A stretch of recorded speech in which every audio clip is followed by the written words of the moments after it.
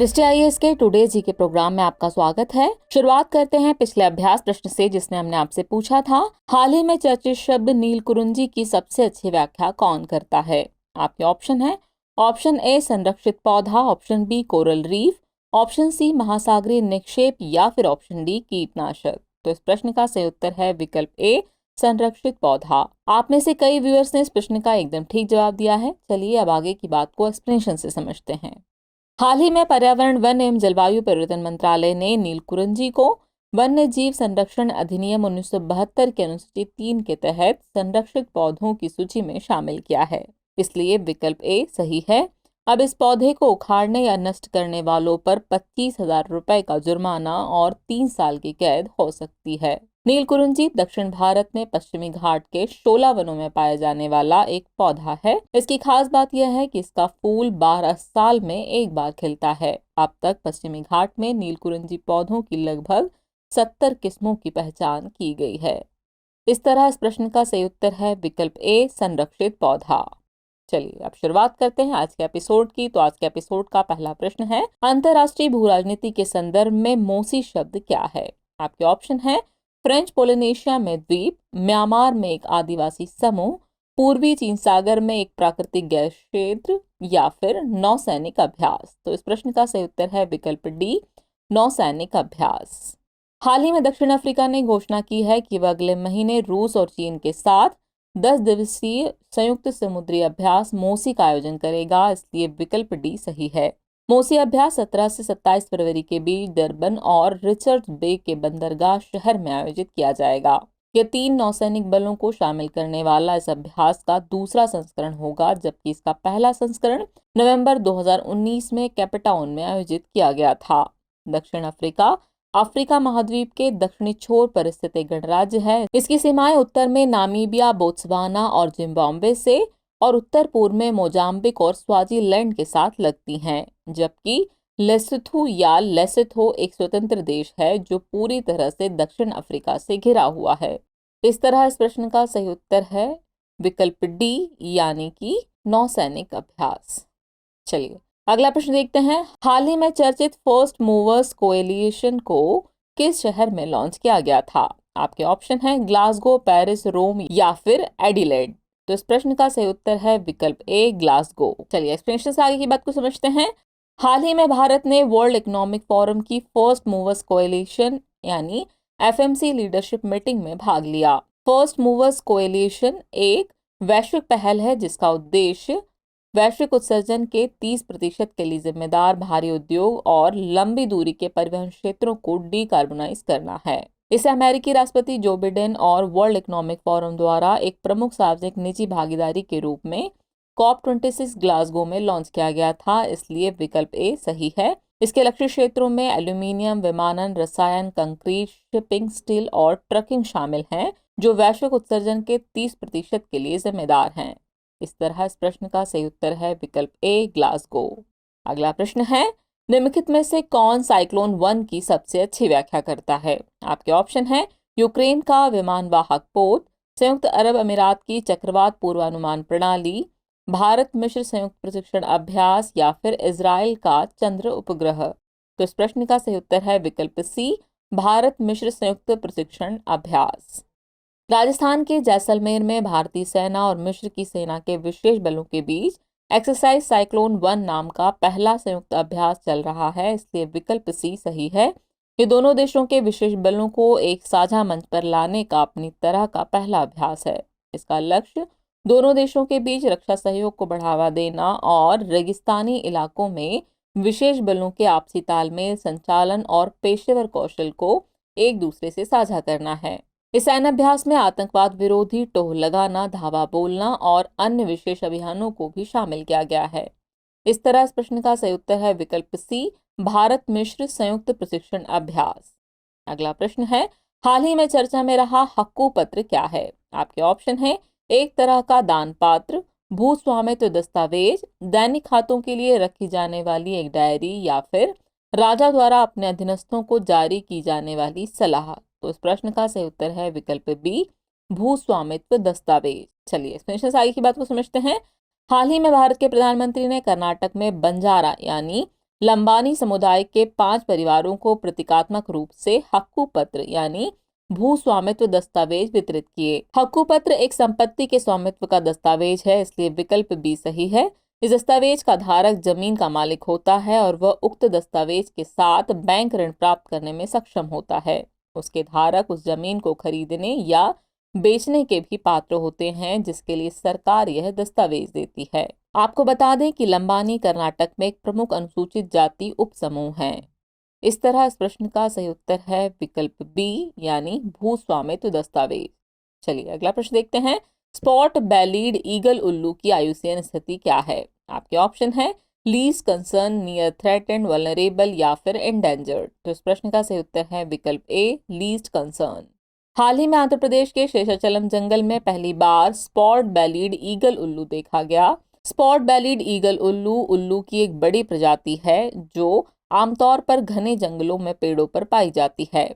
इसकी लंबाई 20 से 25 इंच और इसका वजन 1.5 से 2 किलोग्राम के बीच होता है।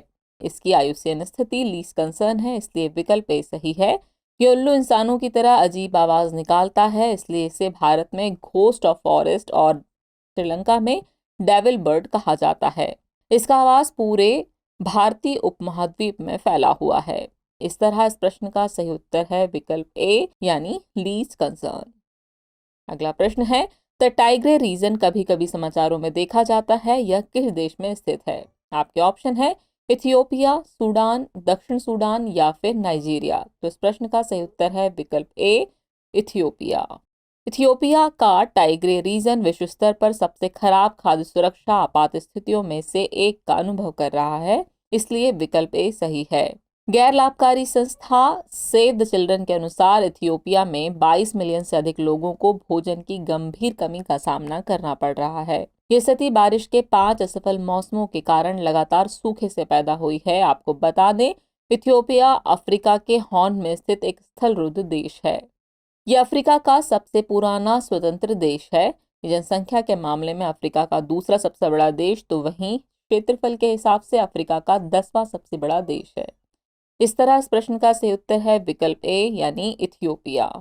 चलिए अगला प्रश्न देखते हैं।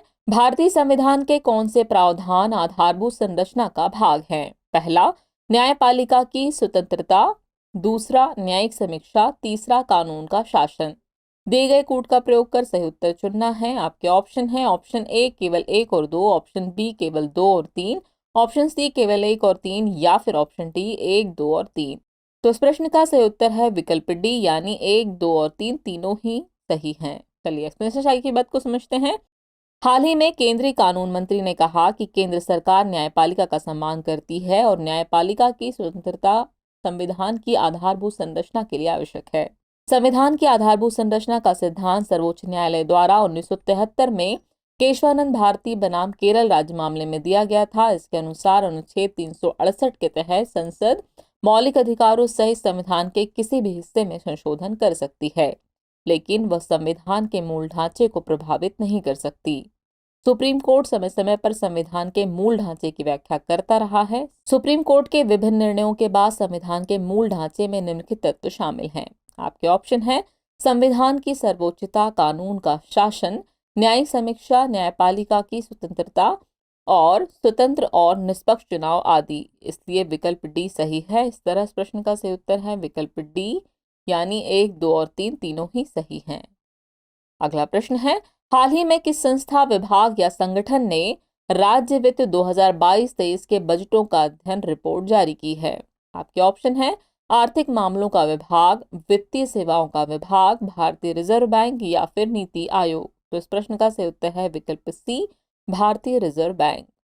हाल ही में भारतीय रिजर्व बैंक यानी आरबीआई ने राज्य वित्त 2022-23 के बजटों का एक अध्ययन शीर्षक से रिपोर्ट जारी की, इसलिए विकल्प सी सही है। यह रिपोर्ट एक वार्षिक प्रकाशन है जो राज्य सरकारों के वित्त की जानकारी, विश्लेषण और आकलन प्रदान करता है। इस वर्ष रिपोर्ट की थीम भारत में पूंजी निर्माण, राज्यों की भूमिका है। इस रिपोर्ट में इस बात पर प्रकाश डाला गया है कि महामारी के बाद राज्यों के वित्तीय स्वास्थ्य में सुधार हुआ है।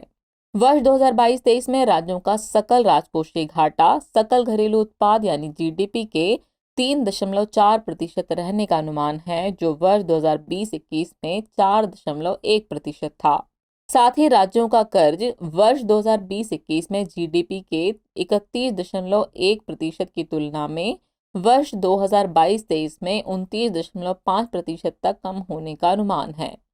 इस तरह इस प्रश्न का सही उत्तर है विकल्प सी, भारतीय रिजर्व बैंक। अगला प्रश्न है, निम्नलिखित कथनों पर विचार कीजिए। कथन 1 है, संविधान का अनुच्छेद 350 ए अल्पसंख्यकों के लिए एक राष्ट्रीय आयोग का प्रावधान करता है। कथन 2 है, जबकि अनुच्छेद 350 बी भाषाई अल्पसंख्यकों के लिए विशेष अधिकारी का प्रावधान करता है। उपयुक्त में से कौन सा या से कथन सही है या फिर है? आपके ऑप्शन है केवल एक, केवल दो, एक और दो दोनों, और न तो एक न ही दो। तो इस प्रश्न का सही उत्तर है विकल्प बी, यानी केवल दो कथन सही है। चलिए एक्सप्लेनेशन आई की बात को समझते हैं। हाल ही में राष्ट्रीय अल्पसंख्यक आयोग ने कहा है कि उसे पिछले एक महीने में 168 याचिकाएं प्राप्त हुई, जिनमें से 73 का निस्तारण किया जा चुका है। आपको बता दें कि राष्ट्रीय अल्पसंख्यक आयोग यानी एनसीएम की स्थापना राष्ट्रीय अल्पसंख्यक आयोग अधिनियम 1992 के तहत की गई है, इसलिए कथन एक सही नहीं है। प्रारंभ में 5 धार्मिक समुदायों मुस्लिम, ईसाई, सिख, बौद्ध और पारसी को केंद्र सरकार द्वारा अल्पसंख्यक समुदायों के रूप में अधिसूचित किया गया था, लेकिन 2014 में जैनों को भी एक अन्य अल्पसंख्यक समुदाय के रूप में अधिसूचित किया गया। भारतीय संविधान के अनुच्छेद 350 बी में कहा गया है कि भाषाई अल्पसंख्यकों के लिए एक विशेष अधिकारी होगा जो राष्ट्रपति द्वारा नियुक्त होगा, इसलिए कथन 2 सही है। यह अधिकारी भाषाई अल्पसंख्यकों के लिए प्रदान किए गए सुरक्षा उपायों से संबंधित सभी मामलों की जांच करेगा और राष्ट्रपति को रिपोर्ट देगा। राष्ट्रपति ऐसी सभी रिपोर्टों को संसद के प्रत्येक सदन के समक्ष रखवाएगा और संबंधित राज्य सरकार को भेजेगा। इस प्रकार विकल्प बी सही है, यानी इस प्रश्न का सही उत्तर हुआ विकल्प बी, केवल दो कथन सही है। चलिए हम पहुंच गए हैं एपिसोड के अंतिम प्रश्न पर। तो अंतिम प्रश्न है, निवेशक शिक्षा और संरक्षण कोष प्राधिकरण यानी IEPFA किस मंत्रालय के अंतर्गत आता है? आपके ऑप्शन है वाणिज्य एवं उद्योग मंत्रालय, शिक्षा मंत्रालय, कॉरपोरेट कार्य मंत्रालय या फिर श्रम और रोजगार मंत्रालय। तो इस प्रश्न का सही उत्तर है विकल्प सी, कॉरपोरेट कार्य मंत्रालय। चलिए एक्सप्लेनेशन देखते हैं। हाल ही में निवेशक शिक्षा और संरक्षण कोष प्राधिकरण यानी IEPFA ने दावा निपटान प्रक्रिया को सरल करने के लिए सभी हितधारकों से टिप्पणियां आमंत्रित की हैं। निवेशक शिक्षा और संरक्षण कोष प्राधिकरण निवेशक शिक्षा संरक्षण निधि यानी IEPF को संभालने के साथ निवेशकों के बीच जागरूकता को बढ़ावा देता है। इसकी स्थापना 7 सितंबर 2016 को भारत सरकार द्वारा की गई थी। इसे कंपनी अधिनियम 2013 की धारा 125 की उपधारा 5 के तहत स्थापित किया गया है। यह प्राधिकरण कॉर्पोरेट कार्य मंत्रालय के अंतर्गत आता है, इसलिए विकल्प सी सही है। इसने जनता के बीच निवेशक शिक्षा की गति को तेज करने के लिए विभिन्न गतिविधियों की एक श्रृंखला शुरू की है। इस तरह इस प्रश्न का सही उत्तर है विकल्प सी, कॉर्पोरेट कार्य मंत्रालय। चलिए अब नोट कर लीजिए आज के एपिसोड का अभ्यास प्रश्न। तो अभ्यास प्रश्न है, कभी कभी समाचारों में देखी जाने वाली द डोंगटिंग झील किस नदी से संबंधित है? आपके ऑप्शन है ऑप्शन ए राइन नदी, ऑप्शन बी नील नदी, ऑप्शन सी अमेजन नदी या फिर ऑप्शन डी यांगजी नदी।